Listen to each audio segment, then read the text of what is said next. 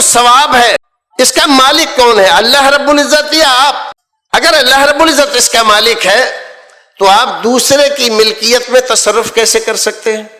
قرآن رسول اکرم کے زمانے میں موجود تھا، انتقال اس زمانے میں بھی لوگوں کو ہوتا تھا، ثواب کی ضرورت ان لوگوں کو بھی تھی، اور وہ لوگ بھی اپنے عزیزوں سے محبت رکھتے تھے۔ صحابہ کرام نے قرآن پڑھ کر کیوں نہیں اپنے عزیزوں کو پہنچایا؟ سوال یہ ہے، کیا ہم ان سے زیادہ پرہیزگار ہیں؟ کیا ہم ان سے زیادہ اپنے عزیزوں سے محبت رکھتے ہیں؟ کیا ہم کو ان سے زیادہ دین آتا ہے؟ قرآن پڑھ کر کسی مردے کو بخشنا کیسا ہے؟ بعض لوگ قرآن خوانی کرواتے ہیں اور مردے کو بخشنے کا عقیدہ رکھتے ہیں۔ قرآن و سنت کی روشنی میں جواب مطلوب ہے۔ دیکھیے، اول تو یہ لفظ ہی نامناسب ہے۔ بخشنے کا کام اللہ رب العزت کا ہے، بخشنے والا وہ ہے، اس کے علاوہ کوئی بھی نبی، ولی، پیر، پیغمبر، شہید بھی غفور نہیں کہلاتا، بخشنے والا نہیں ہے۔ تو ہم یہ سوچیں کہ ہم بخش رہے ہیں بزرگوں کو، یہ نامناسب اور توہین آمیز جملہ ہے۔ اول تو اس لفظ کو ہی ترک کر دینا چاہیے۔ رہی بات یہ، اس کو دوسرے لفظوں میں ہم کہیں کہ ہم نے جو قرآن پڑھا ہے اس کو ہم اپنے کسی بزرگ کو، رشتہ دار کو، ماں کو، باپ کو، دادا دادی کو دینا چاہ رہے ہیں تو دے سکتے ہیں کہ نہیں؟ یہ ہے اصل مسئلہ۔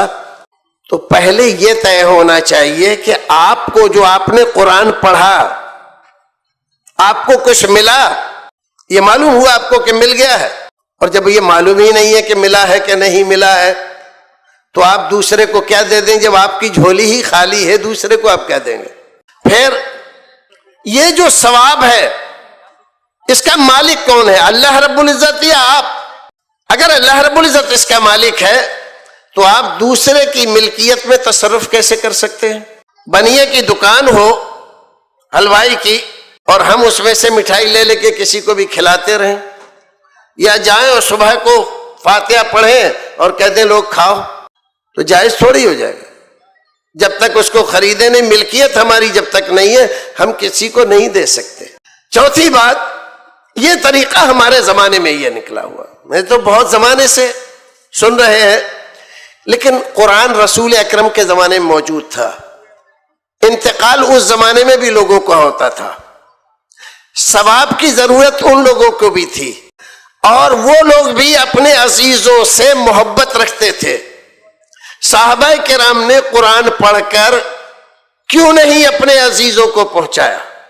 سوال یہ ہے، کیا ہم ان سے زیادہ پرہیزگار ہیں؟ کیا ہم ان سے زیادہ اپنے عزیزوں سے محبت رکھتے ہیں؟ کیا ہم کو ان سے زیادہ دین آتا ہے؟ یہ ساری بات ہے۔ تو یہ طریقہ درست نہیں ہے۔ پھر کیا کرنا چاہیے؟ کیا ہم اپنے عزیز کو کوئی چیز فائدہ نہیں پہنچا سکتے؟ پہنچا سکتے۔ ایصال ثواب کے تمام وہ طریقے درست ہیں جو رسول اکرم نے بتائے ہیں۔ طریقہ کیا ہے؟ آپ قرآن پڑھیں، قرآن پڑھنے کے بعد اپنے لیے دعا کریں، ساتھ میں اپنے عزیز کے لیے دعا کریں۔ اے اللہ ہماری بخشش فرما دے، ہمارے گناہوں کو معاف کر دے۔ اپنے عزیز کے لیے پروردگار ان کی بخشش فرما، ان کی قبر میں جنت کا بچھونا بچھا، ان کی خطاؤں کو معاف کر دے، ان کے درجات کو بلند فرما دے، ان کی کوتاہیوں کو بخش دے۔ آپ دعا مانگیے، قرآن آپ نے پڑھا ہے، اس کے بعد دعا کے قبول ہونے کا زیادہ امکان ہے۔ یہ چیز ان کو فائدہ پہنچاتی ہے۔ کوئی مالی صدقہ آپ کریں، ان کے لیے غریب و مسکینوں کو کھانا کھلائیں۔ جاڑے کا زمانہ ہے، غریب بیچارے فٹ پاتھ پر پڑے ہوئے ہیں، ان کے پاس کوئی چیز اوڑھنے کی بھی نہیں ہے، اخبار اوڑھ کے لیٹے ہوئے ہیں، تو آپ کمبل خریدیے اور ان کو لے کر دیجئے، اور نیت رکھیے کہ پروردگار اس کا ثواب ہمارے فلاں کو پہنچا دے، تو ان کو ثواب پہنچتا ہے، اس میں کوئی اختلاف نہیں ہے۔